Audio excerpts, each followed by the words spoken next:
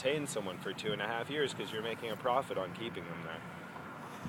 Okay, the jail used to be run by CCA, which was a private company, but it's not anymore. It's run by the county. It's still owned by CCA. It's just contracted to the county. Mm-hmm. Okay. All right. So, Mr. Jones contacted you guys and basically asked if you'd be interested in advocating in favor of his. Is he his attorney of record at the moment, or?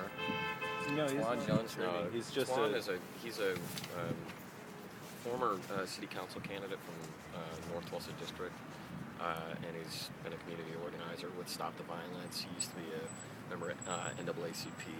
He's just one of the guys that tries to do a bunch of community activism for North Tulsa on a regular basis. So what about? So he came to us and asked, "Hey, there's this thing going on. We're trying to put together this awareness for over the DA's actions.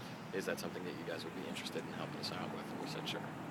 So has anybody communicated directly with the DA's office about this, or was this just sort of a candlelight vigil in support of the Bethel family and we did a seminar last Saturday with Twan and the Bethel family up at the Russo Library, and Channel 6 or Channel 8 or Channel 6 or something was there, and this was like a follow-up to that. The Saturday event was the announcement, getting the information. We invited Twan and the Bethel family to come share their stories, share their, the incidences that have gone on with the Rico's case and that sort of thing. And we had a little press conference about it, and then this was just a follow. The vigil itself was a follow-up to that from this past weekend. Okay. Do you guys have contact information for Twan Jones? I not on me. I don't. Stafford Dan does. Yeah, Stafford Daniel would be.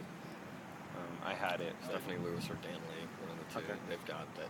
They both have the information. I just don't have it on me. Okay. Yeah, I don't. And I think I've got phone numbers for those guys. So I'll give them a call. It's on the website if you don't have it. Right. That's how I found it in the first place, I think. All right. So changing tacks for a second. I guess that you guys or some of you are going to Oklahoma City Just for the day. Yeah. today. So what's going on there? It's a meet and greet. A bunch of the different occupations around the Midwest, actually around the country, are getting regionally coordinated, and so this is what we're doing. We're getting Occupy Tulsa, Norman, Stillwater, Owasso, Muskogee, OKC, Ada. Am I missing any? I don't know. There'll be a bunch of different representatives from Occupy groups across the state that are going to OKC to kind of meet up and get to know one another, have a nice coming from Kansas to visit. Yeah. So where and when is that happening? Today in Kerr Park in Oklahoma City. We're actually leaving as soon as we're done here. Okay. And so what time is that meeting? So I was going to call It runs all day. Okay. Yeah. So they're starting they started 2 hours ago. Oh, okay. They have different events. We have different events going on every 2 hours throughout the rest of the day for everybody. They have a schedule on their Facebook page for the event. It's called Occupy Oklahoma Meet and Greet. If you guys are interested in just looking it up, just for personal reasons. Okay. Cool. All right. Anything else you want to add about this Tarico Bethel deal, or? May I add something? Absolutely. I think that it's definitely justice needs to be served, not just for the Tarico Bethel's family, but also for the victim's family, because if I were in that situation, I would want to make sure that that person was guilty, and that if they are guilty, that they're imprisoned.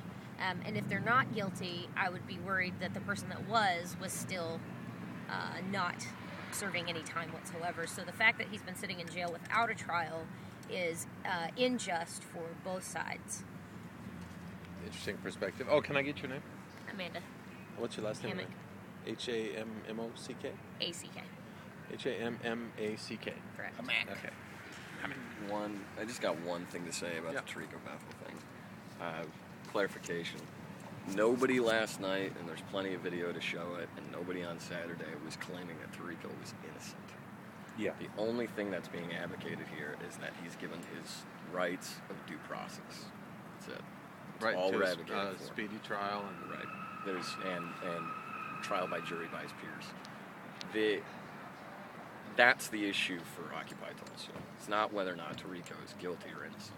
We don't know. We don't have the information. And it's not our place to be able to make those kind of judgment calls. The only thing that we're advocating for, as far as our involvement with Tarico Bethel as Occupy Tulsa is concerned is simply expressing our concern over what we see as a violation of this individual's constitutional rights, whether he's guilty or not. Do you have any reason to believe that his case is different than the norm? Because, I mean, a lot of times homicide cases, especially complex ones involving, I mean, this particular case involves several suspects hired by other people to do this. I mean, it's not an easy one. Of course, it's not an easy one, which is one of the reasons why Tarico's gone through now. He's on his 4th public defender. No doubt it's not an easy case. One of the things that makes me, on a personal level, suspicious as to whether or not this case is different than others as far as the way in which it's been handled is the fact that there isn't any real physical evidence to tie Tarico to the case. There's no direct causal physical evidence.